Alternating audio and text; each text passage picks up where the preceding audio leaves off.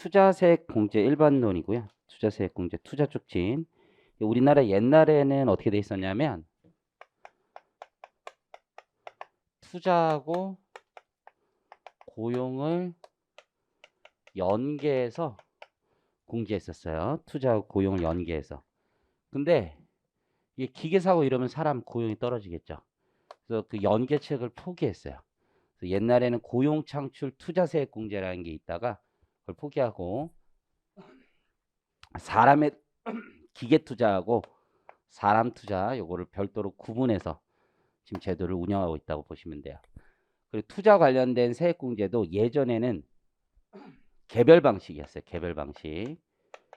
개별 방식이라는 게 뭐냐면 각종 투자세 공제가 난잡하게 이거 해주면 이거 해주면 이건 뭐 이런 식으로 돼 있었어요. 그거에서 이제 포괄주의 방식, 포괄주의 오픈형으로 바뀌었어요. 그래서 통합 투자세 공제라고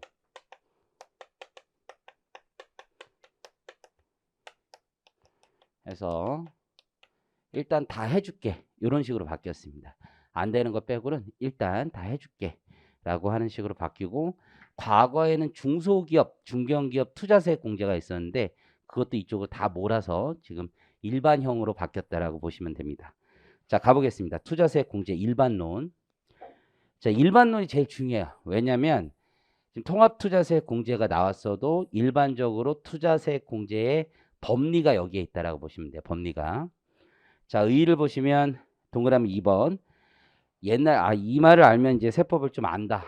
나중에 어른들 만나고 하면 이제 세법계에 있는 분들 만나면 임투 뭐 이렇게 얘기하면 요마가 이제 좀 세법의 어떤 뭐가 있다 이렇게 임시투자세액 공제의 약언데 임시투자세액 공제. 옛날에 이거부터 시작한 거거든요. 그래서 사람들이 임투 이렇게 했거든요. 임투. 어디 가서 이제 있어 보이는 말. 우리 업계에서 임투 이러면 좀 알거든요. 임투라는 말 아시는 분 손 한번 들어봅니다.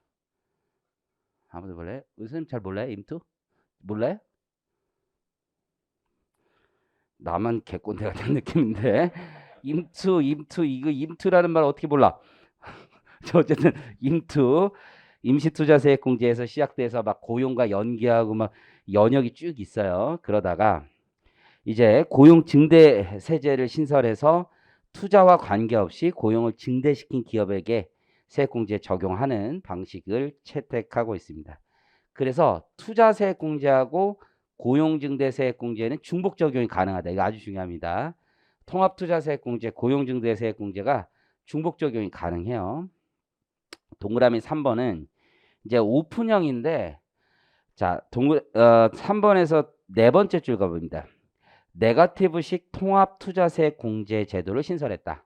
이게 포지티브 방식하고 네거티브 방식이 있어요. 포지티브 방식은 요거 돼. 내가 픽업하는 거예요. 근데 네거티브 방식은 다 되는데 이거 빼고 안 돼.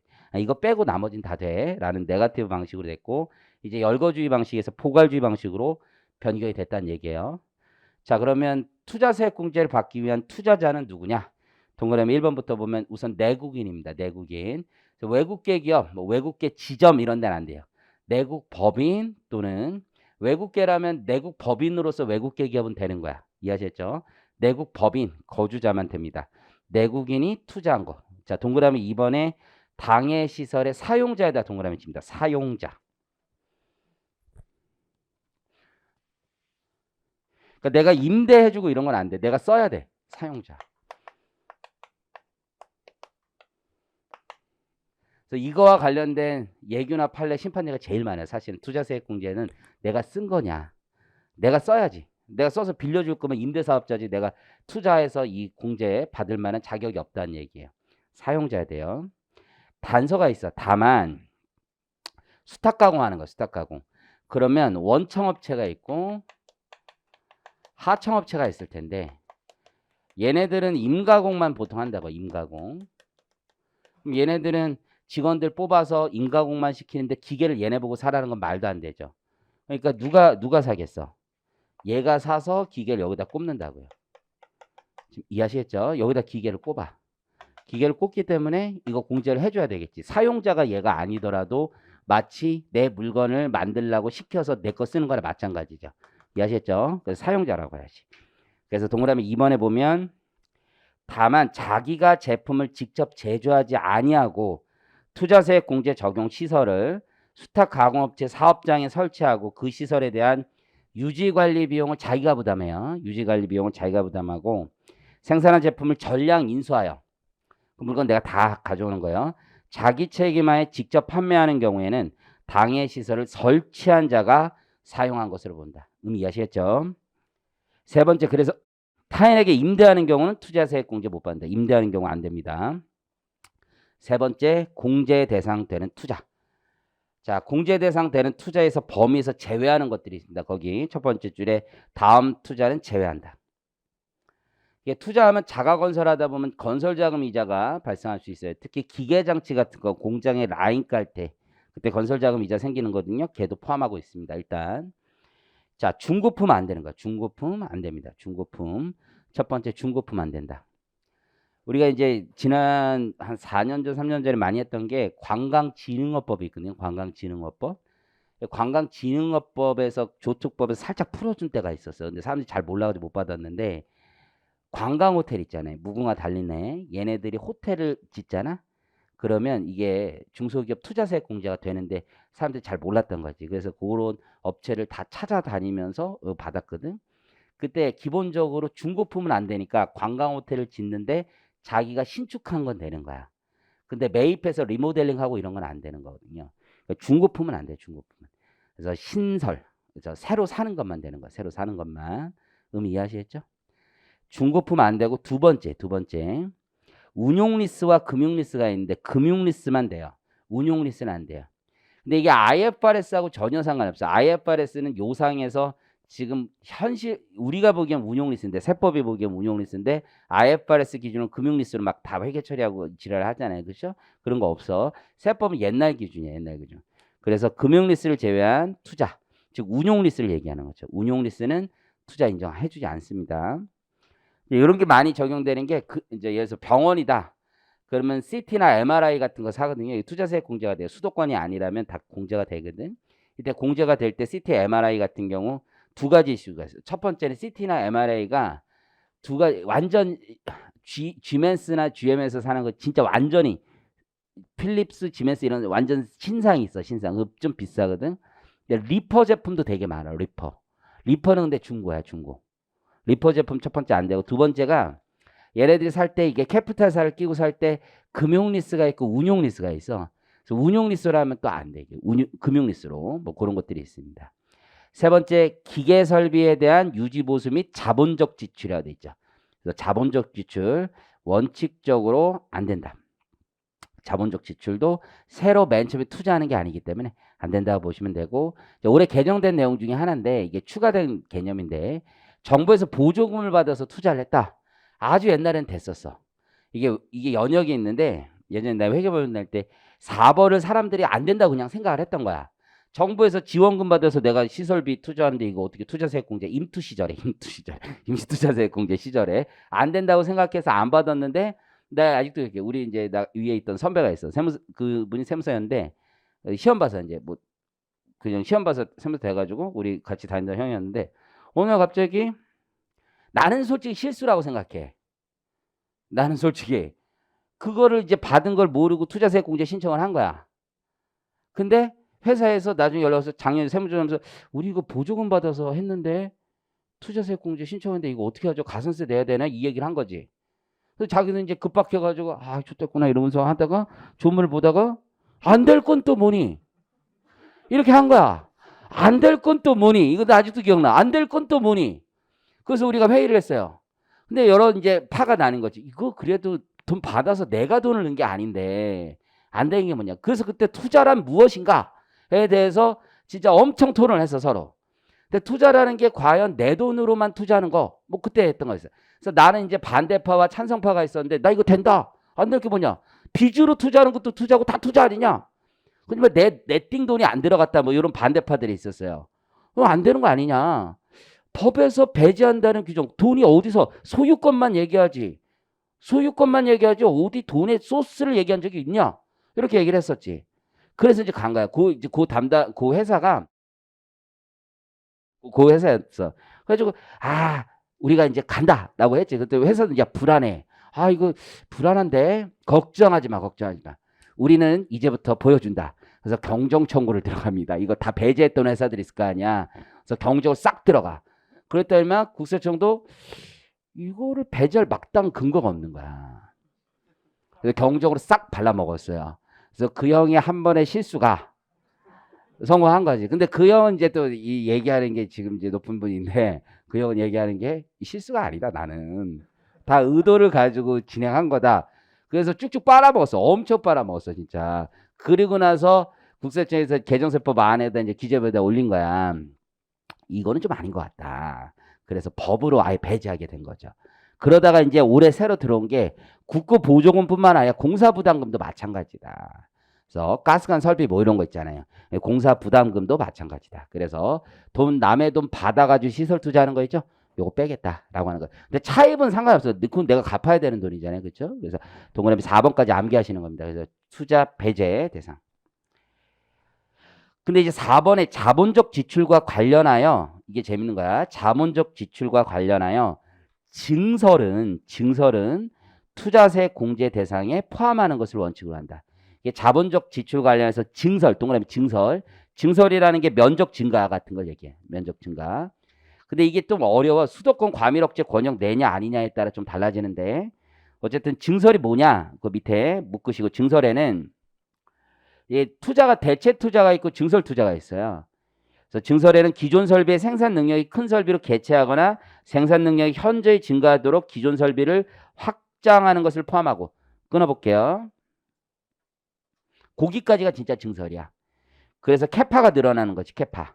그래서 생산 능력이 큰 설비로 개체. 캐파라는 게 뭐죠? 이제 100개 만들던 기계 장치를 200개, 300개 만든다는 거예요. 그렇죠? 그리고 생산 능력이 현저히 증가하도록 기존 설비를 확장하는 거 다 포함한다. 원상회복을 위한 부품 대체는 제외한다. 근데 수도권 과밀억제 권역을 조금 이따 얘기할 거고. 자, 공제 시기 중요합니다. 별표. 그럼 투자라는 게 여러분 한 방에 이루어지는 게 아니야. 보통 기계 장치 라인 같은 거 설치하면은 거기 기술자들이 와서 22년, 23년 있으면 이때부터 시작해서 이때 끝나요. 그러면 몇 년에 걸쳐서 투자가 이루어지는 경우가 굉장히 많단 말이야. 그러면 투자 완료일을 기준으로 해야 되느냐 아니면 돈 들어갈 때마다 해야 되느냐 이런 문제가 생기겠지. 자, 지금 법은 일원화되어 있습니다. 기본적으로.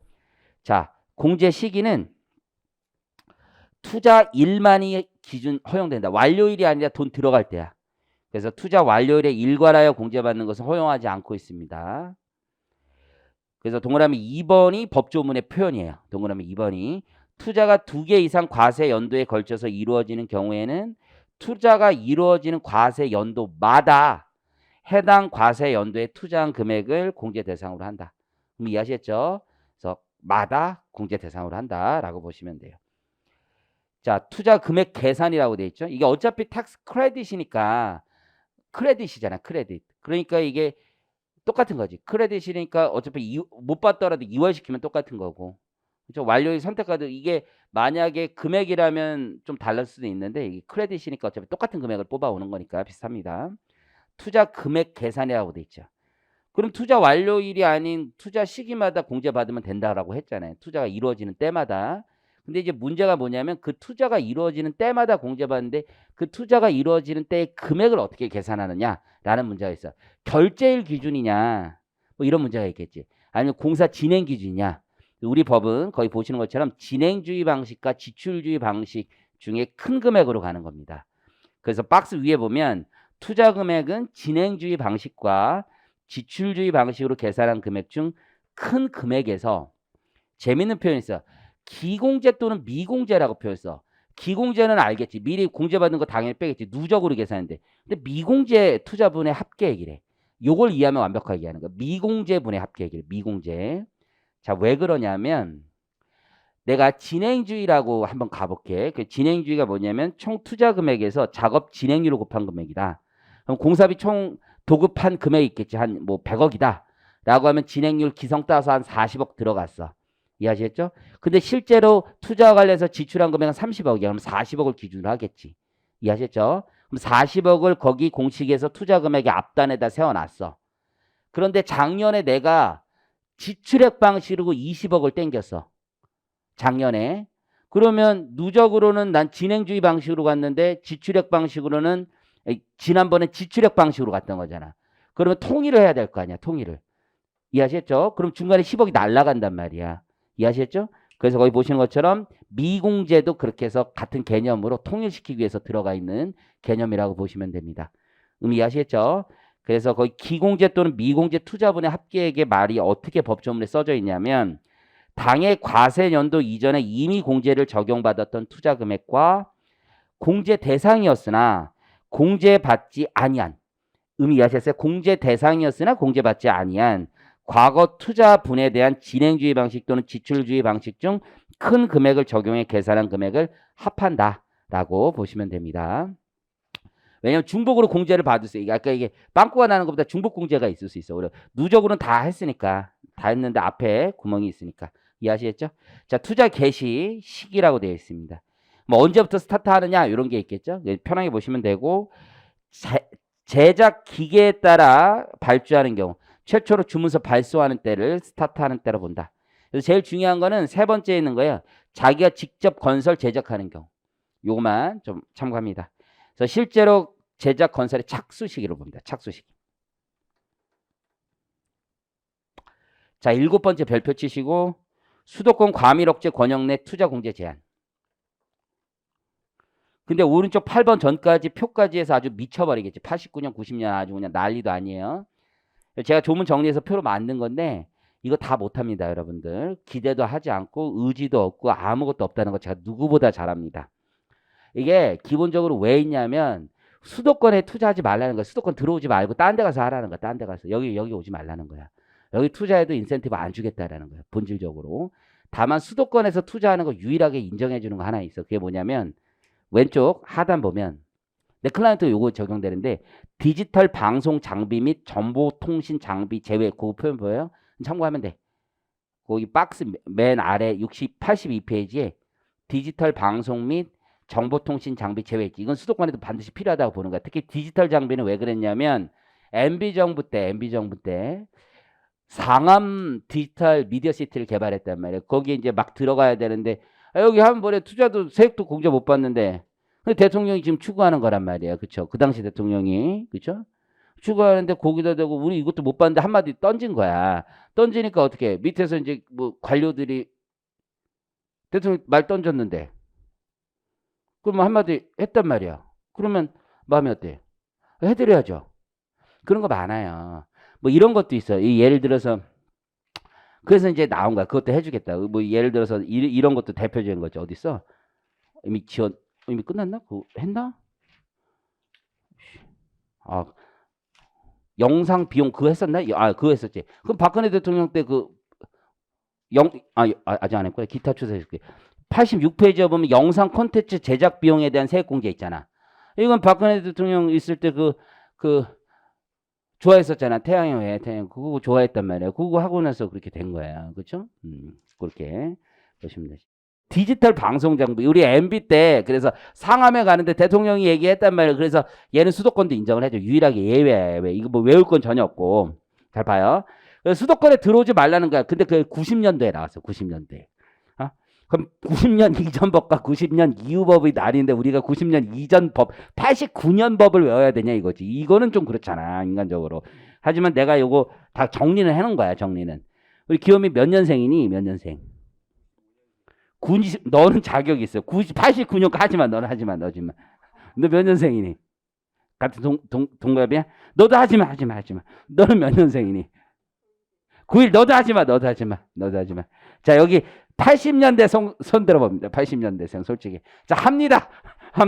여러분들은 하기로. 여러분들만 합니다. 저는 합니다. 저는 90년 이전생일 때 80년 자기 나이 기준으로 끊으세요. 그래서 나이 기준 전 이상인 분들은 책 보고 혼자 공부하시고 저는 여기 다수가 90년생 이후니까 다수를 위해서 90년 이후만 가르쳐 드리겠습니다. 자 작년까지 내가 다 했는데 힘들어. 그 박스 밑에 비교 정리 박스 밑에 정리하면 있죠. 다 필요 없어. 이것만 해. 별표 치시고 이것만 해. 90년 이후 설립된 회사만 하자. 그 전에 회사들까지 여러분 힘들어.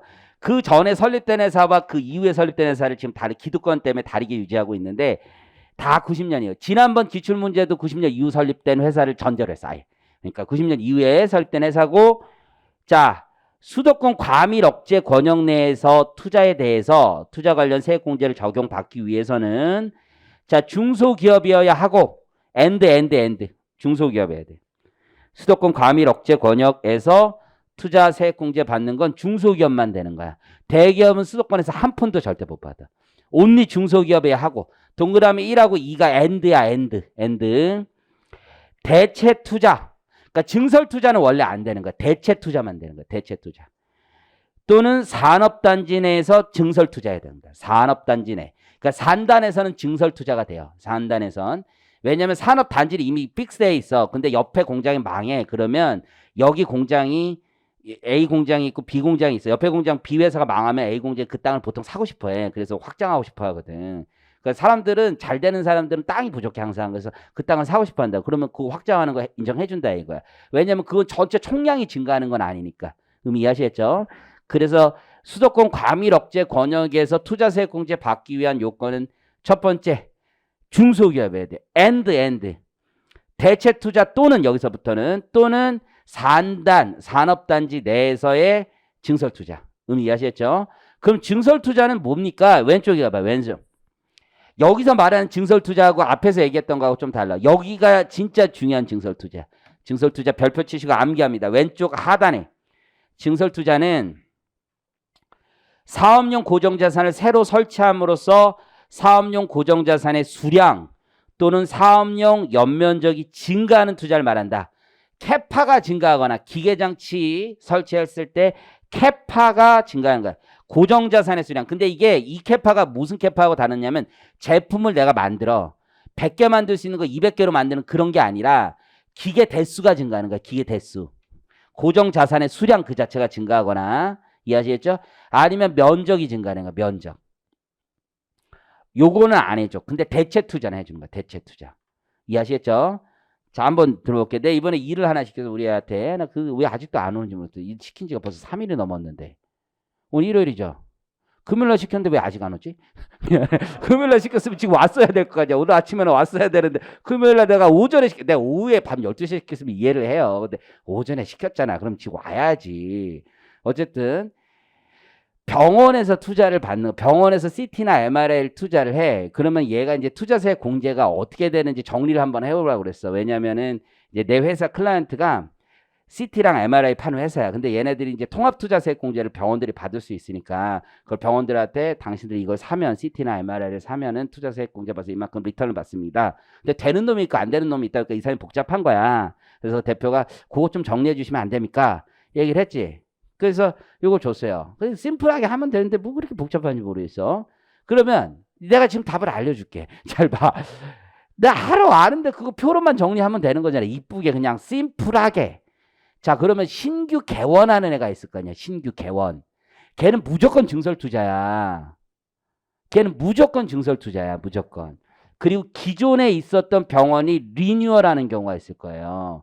그건 대체 투자인 거야. 일단 구분이 될 거 아니야.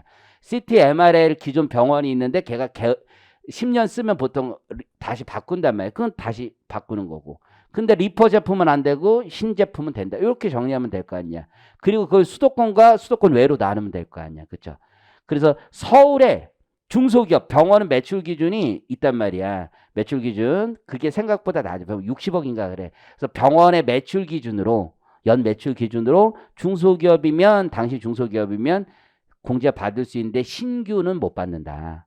대체 투자하는 기존 병원들은 받을 수 있다. 이렇게 하면 되는 거잖아요. 중소기업이시라면. 당신의 근데 매출이 얼마인지에 따라 다른다. 이렇게 얘기하면 되죠. 근데 매출이 일정 금액 이상이면 수도권 내에서 중소기업이 하니까 안 되는 거고, 매출 일정 금액 이하면 되는 거고. 그렇잖아요. 뭐가 그게 어려워. 이게 3일이 걸릴 일이냐 이거죠. 어쨌든 그 생각을 해보면. 그리고 수도권 밖에서 병원 하는 애들이 있을 거 아니야. 그럼 수도권 밖은 이런 제한이 없어요. 증설이든 대체든 다 되는 거야. 그렇죠? 그 다음에 이제 뭐 정리하면 돼? 이게 통합투자세 공제 되는 거야. 통합투자세 공제. 당신이 중소기업이면 10%. 그렇죠? 중소기업이 아니면 10%가 아니란 말이야. 그럼 공제율이 있잖아. 저 뒤에 가보면 이게 CT나 MRA가 신성장이나 국가 전략기술은 아니잖아. 그렇죠? 그럼 중소, 중견, 대기업 중에 하나란 말이에요. 이 대기업이 일반 기업이야. 근데 병원은 중견기업 될 수도 있는 거잖아. 중견기업에 관한 법률에 따라서. 무슨 뭐 3% 아니면 10% 되는 거지. 의미 이해하시겠죠? 근데 중견기업에 관한 법률에 병원이 이제 해당될 수 있는지 중견기업에 관한 법률을 좀 자세하게 보고 정확하게 얘기를 해야 되겠지. 이해하시겠죠? 요거 되는 거죠. 요거. 자, 요거. 이해하시겠죠? 요거 보시면 되고 다시 한번 정리합니다. 수도권 과밀 억제 권역 내에서의 투자에 대해서는 중소기업이고 대체 투자만 공제해 주는 거야. 수도권. 그리고 중소기업이고 산업단지 내에서는 증설투자까지 허용한다. 이것만 잘 기억하시면 돼요. 밑에 판례는 편하게 보시면 돼요. 그냥 한번 읽어보시면 되는데 건설업의 건설기계는 그 자체가 수도권 과밀 억제 권역 안에 소재하는 것을 의미하는 것이 아니라 그 자산을 사용하기 위한 사업장이 수도권 안에 있는 걸 의미한다. 사업장 의미 이해하시죠? 사업장이 수도권 안에 있는 걸 가지고 배제 여부를 따지는 거지. 뭐 예를 들어서 크레인 같은 거 있잖아. 크레인이 저기 수도권 안에 들어가 있는, 나는 사업장은 수도권인데 저 밖에서 쓰고 있다고 해서 공제 받고 이런 게 아니에요. 왜냐면 건설용 기계는 움직이잖아. 오늘은 수도권, 내일은 수도권 봐. 이렇게 움직일 수 있는 거기 때문에 사업장을 기준으로 한다. 그런 얘기고. 중복 공제 배제. 각종 세액 감면 규정과 통합투자세액 공제는 중복 적용받을 수가 없어요. 그래서 대표적인 게 뭐와 뭐가 안 되는 거야. 중소기업 특별세액 감면과 통합투자세액 공제는 공제 중복이 안 돼. 이해하셨죠? 고용을 증대시킨 기업에 대한 투자세액 공제와 세액 공제와 투자세액 공제는 중복 적용이 가능한 거예요. 그러니까 요거는 가능해요. 중복 적용이 가능하지만 중소기업 특별세액 감면하고는 같이 안 된다 이거예요. 자, 넘겨보겠습니다. 투자 촉진 세제. 통합 투자세액 공제. 이제 오픈형으로 바뀌어서 일원화되어 있습니다. 동그라미 2번 의의를 보시면 모든 사업용 유형자산으로 원칙적으로 확대한 거예요. 그래서 해당 연도의 일정 금액에 추가 공제가 있어요. 추가 공제. 그래서 과거 직전 3개년 평균 금액, 투자 금액을 초과한 분에 대해서는 기본공제 2배를 넘지 않는 금액에서 추가 공제 해주고 있다는 얘기예요. 자, 그건 좀 이따 다시 한번 보고. 대상 업종이 있죠. 소비성 서비스업만 제외하는 건 아니고 거기 부동산 쪽도 뺐습니다. 부동산 임대 공급업도 뺐습니다. 부동산 임대 공급업도 뺐다. 적용 대상 자산. 자, 별표 치시고 이거 중요한 거죠.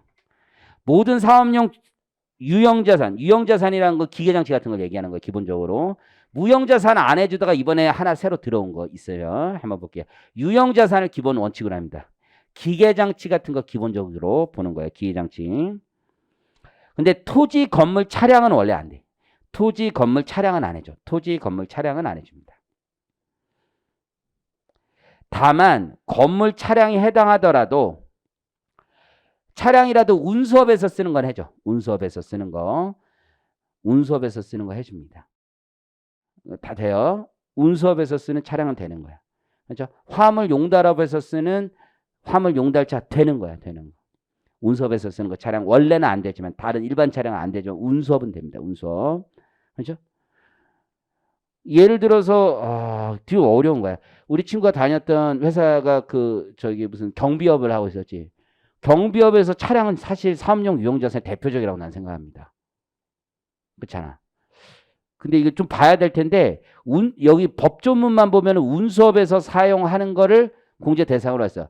운수업 등인지 운수업인지 나 정확히 조문이 기억이 안 나서 모르겠어. 근데 경비업에서 쓰는 차량도 사업용 유형자산이니까 해줘야 될 것 같은데 만약에 없으면 법을 바꿔야지.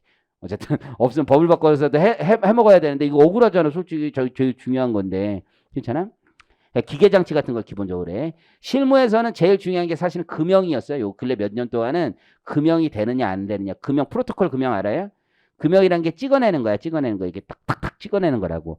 근데 금형이 이제 비품이냐 세법상 비품이냐 기계장치냐 이슈가 있어. 그러니까 비품이란 건 공구야 공구. 공구라는 건 범용성이 되게 뛰어난 거야. 여기다 쓸 수 있고 저기다 쓸 수 있어. 금형이 공구이냐 기계장치냐 이런 게 있거든. 이게 되게 이슈였거든. 근데 이 프로토콜 금형이라는 거는 그 기계장치에만 딱 부착해가지고 이것만 찍어내는 거거든. 그래가지고 이제 프로토콜 금형이 된다 해가지고 되게 이슈가 많아서 공제를 해주기 시작했어. 그래서 법인세법에서 즉시상각 의제 대상에서 금액을 뺀 게 이쪽에서 혜택을 너무 많이 보니까 그쪽에서 빼라 이렇게 법이 개정된 거거든. 자, 어쨌든 투자세 공제 대상 자산 이게 핵심 이슈라고 보시면 돼요. 건물, 차량을 제외하더라도 연구, 개발, 인력, 시설. 그러니까 연구, 개발, 인력, 시설을 취득하기 위한 연구, 그러니까 R&D 센터 건물 이런 거 해줘요. R&D 센터 건물은 예외적으로. 그렇죠? 에너지 절약, 환경 보전 시설. 이런 게 뭐냐면 건물 안에 들어가는 거 건물에 부속되는 거 원래 안 해주거든. 근데 에너지 절약, 환경 보전 시설 이런 걸 해준다는 건 방음 시설, 방진 시설 이런 거 있잖아. 그런 거 해주는 거야. 폐기물 처리 시설 이런 거는 해준다 이거야. 지금 의미 이해하시겠죠? 그래서 여러분들이 나중에 기장하거나 뭐 했을 때 좀 큰 회사들 투자세액 공제 이런 거 발라내는 걸 잘 알아야 돼. 그래야지 이게 되는지 안 되는지. 그냥 샀네요. 이러고 마는 게 아니야. 이거 진짜 되게 디테일하게 알아야 돼. 자, 나중에 공부하시고 그건 안전시설 뭐 이런 거 있죠. 화재 예방시설, 소방시설, 뭐 피난시설 이런 거 있잖아요. 이런 거 다 건물에 부속돼도 해준다는 얘기야. 근로자 복지 증진시설. 자, 그거는 이런 거예요. 예를 들어서 기숙사 있죠. 기숙사 체력 단련 시설 뭐 이런 거 있을 거야. 아니면 무주택 종업원을 위한 사택도 여기에 들어가. 그래서 심지어 우리 아파트 사는 것도 여기에 들어가서 공제받을 수 있어. 기숙사 근로자들만 쓰는 거라면 무주택 종업원을 위한 사택 이런 것도 들어가 있거든. 그래서 공제받을 수 있어요. 여기까지 이해하시겠죠? 자, 그런데 원래 이제 기계장치 같은 유형자산을 대상으로 했었던 거야. 그리고 건물이랑 토지는 빼는데 건물 토지도 요 경우에는 예외적인 거야. 근데 이게 토지는 안 돼. 건물만 돼. 시험 범위는 안 돼도 상식으로 알아두시고 땅은 영원한 거죠. 영원한 거. 프레셔스한 거야. 이 땅까지 좀 너무한 거야. 건물 정도. 이거 시설비니까 없어지는 거니까. 그런데 거기 올해 중소 중견 기업이 내국인으로부터 취득하는 지적재산권도 포함시켜 준 거야. 현대사에서는 지적재산권이 진짜 투자잖아. 그래서 대기업 건 안 해주고 중소 중견기업이 투자하는 지적재산권도 이제 통합투자세 공제에 들어갔다라고 보시면 돼요. 자, 기본공제와 추가공제로 나뉘고 있어요. 기본공제는 일반 사업용 자산의 1%, 중견기업 3%, 중소기업 10%. 큰 거야. 중소기업 이제 투자 금액의 10%를 빼준대요. 10%. 신성장 원천기술 사업화 시설 있어요. 내가 신성장 원천기술로 산자부의 인정을 받았어. 그래서 그걸 R&D를 열심히 해서 이제 사업화가 되는 거야. 그 사업화 단계에서 기계장치 같은 걸 취득하는 거예요. 이해하시겠죠? 그거 공제율이 좀 더 높지. 3, 5, 12. 2%씩 더해주는 거야. 그래서 옆에 플러스 2% 하시면 되는 거야. 플러스 2%. 이해하시겠죠? 국가 전략기술 사업화 시설이라는 게 있어. 그래서 반도체, 백신, 배터리 요거 있죠? 요거는 더해주겠다는 거야. 그래서 6%, 8%, 16%. 그렇죠? 최대 16%까지 해주겠다는 거. 어마어마한 거죠. 자, 여기에 끝나는 게 아니야. 당신이 투자를 직전 3개년 대비 증가시켰습니까? 더해드릴게. 오른쪽에 추가 공제. 해당 과세년도의 투자 금액이 해당 과세년도 직전 3개년도 연평균 투자 금액 또는 취득 금액을 초과하는 경우에는 그 초과 금액의 3% 또는 4%. 이해하셨죠? 그 초과 금액. 그러니까 초과했던 그 금액 있잖아요. 내 그 직전 3개년 평균 투자 금액이 100억인데 이번에 150억 투자했다 그러면 초과 금액 50억이잖아. 50억이 3%나 4% 해주는데 그 금액이 기본 공제 받는 금액 있잖아. 그거의 2배를 초과할 수는 없다 이겁니다. 자, 그걸 표로 만들었고 공제 시기는 아까 배웠던 거 똑같아요. 투자가 이루어지는 과세년도마다. 통합투자세액 공제도 수도권 과밀억제 권역 투자는 배제합니다. 다만 중소기업이고 대체 투자하거나 혹은 산업단지 내에서 증설 투자는 허용을 해준다. 사후관리 별표. 사후관리. 투자세액 공제 받는다고 해서 기계장치 열심히 사고 나서 요거를 사업에 안 써. 그러면 추징한다는 얘기예요. 그럼 사업에 안 쓰는 게 뭐냐 이거지. 사업에 안 쓰는 게. 통합투자세액 공제를 받은 자가 투자 완료일부터 일정 기간, 보통은 2년이에요. 보통은 2년. 이 지나기 전에 해당 자산을 자, 동그라미 하나씩 쳐면서 볼까요? 처분해서는 안 되지. 처분은 쉽지. 처분은. 임대해도 안 돼. 임대해도. 그러니까 내가 써야 되는 거야. 다른 사람 쓰게 하면 안 돼. 예외적으로 스탁 그거는 되겠지만 다른 목적으로 전용해도 안 됩니다. 전용해도. 한번 귀요미 한번 해볼까? 내가 이거 실제 있었던 일이야. 기계를 샀어. 근데 여기 홍수가 나가지고 다 폐기했어. 산지 2년이 안 됐는데 천재지변이 일어나서 폐기를 한 거야. 폐기. 자, 추징해 안 해? 안 해? 이유는? 그치? 여기에 딱 해당돼야 되는 거야. 그러니까 무슨 얘기냐면 없어졌다고 무조건 추징하는 건 아니라는 거야. 즉 사후관리 요건 그 조문 자체에 해당돼야 되는 거야. 일단 처분 임대 전용의 경우에만 되는 거야. 처분 임대 전용. 자, 한번 볼게. 무주택 종업원을 위한 사택을 취득했어. 그런데 그걸 그 당시에 이제 종업원들이 썼어. 그러다가 5년이, 이거 건물은 5년이거든. 5년 이내 대표이사가 사용 시작했어. 이런 게 전용이야. 원래 투자세 공제의 목적과는 다르게 쓰는 거. 이게 전용이에요, 전용. 이해하셨어요? 전용. 실제 조세 심판원 사례 이런 거 있어. 체력 단련 시설 있잖아요. 회사 내에서 헬스장 이런 거 만들었어. 왜 만들었는지 모르겠어. 그 미친 거지. 이 체력 단련을 몰라. 어쨌든 체력 단련장을 하나 만들었어. 회사 내에서. 그랬는데 야 이거 진짜 근데 과세관 정도 좀 너무하지 않나 싶어요. 이게 이제 나름 큰 대기업이었는데 하청업체 직원들도 쓰게끔 해준 거야. 그렇죠? 근데 이제 소유문조사 나와서 추징했습니다. 전용했다고. 하청업체 직원 못 쓰게 해야지. 니네만 써야지. 전용이라고 한 거야. 전용. 하청업체 직원을 쓰는 게 아니라 니네 체력 단련을 해야지 왜 하청업체 직원을 했느냐. 전용이다라고 한 거죠. 심판에서 근데 이것까지 전용이라고 보기는 전용이라는 건 뭐 임대는 아니고 확실히 전용이라는 건 다른 목적을 써야 되는데 이 목적이 계속 유지되어 있고 하청업체 직원에게 잠시 쓰게 하는 건 전용이라는 건 계속적이고 내가 이 의사를 쓰지 않겠다라는 걸로 반대 의사로 쓰는 건데 이걸 잠시 빌려주는 걸 가지고 전용이라고 보기엔 좀 그렇지 않느냐라고 했죠. 근데 이게 심판 그 사례 보면 야 그것도 어떻게 했는지 그 일지가 있더구만. 그 보면은 쓴 내역이 있을 거 아니야. 그래서 다 추징은 안 했고 그 투자세 공제에서 하청업체 온 사람들이 인원수가 있고 여기 인원수가 있을 거냐. 그게 뭐 23%가 24%였던 것 같아. 23%를 추징했다고만. 하청업체 쓴 비율을 했다고 또 나름 이제 과학적으로 하신다고. 그것도 잘못했다는 거. 올 원 아띵이죠. 어디 여기서 일부만 추징하는 게 어딨어. 자, 그런 얘기입니다. 이해하시겠죠? 넘겨보시고 기타 투자세 공제가 있습니다. 여기서부터 좀 쉬었다 할까요?